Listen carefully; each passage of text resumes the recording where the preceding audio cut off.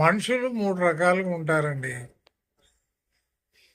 అనేక రకాలుగా వాళ్ళను వర్గీకరణ చేయొచ్చు గానీ, ప్రధానంగా ఉండేది 3 రకాలు. ఒకటి, తమ పనులను వదిలేసి ఇతరుల యొక్క పనులకి ప్రాధాన్యత ఇచ్చి వాళ్ళకి మేలు చేయాలని అనుకునేవాళ్ళు.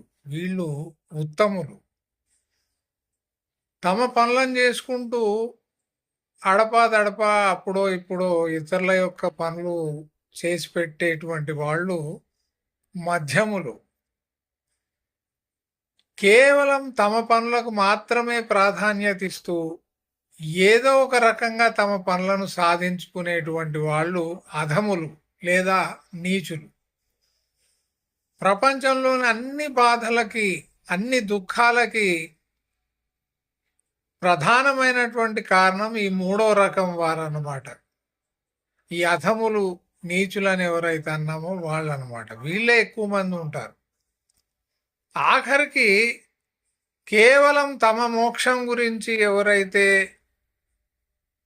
పాటుపడుతూ ఉంటారో వాళ్ళు కూడా ఈ 3వ కేటగిరీలోకే వస్తారు. ప్రపంచం మాకు పట్టదు, కేవలం మా గురించే ప్రపంచం ఉంది అని అనుకునే వాళ్ళంతా కూడా అధముల యొక్క కేటగిరీలోకే వస్తారు. అది సంగతి.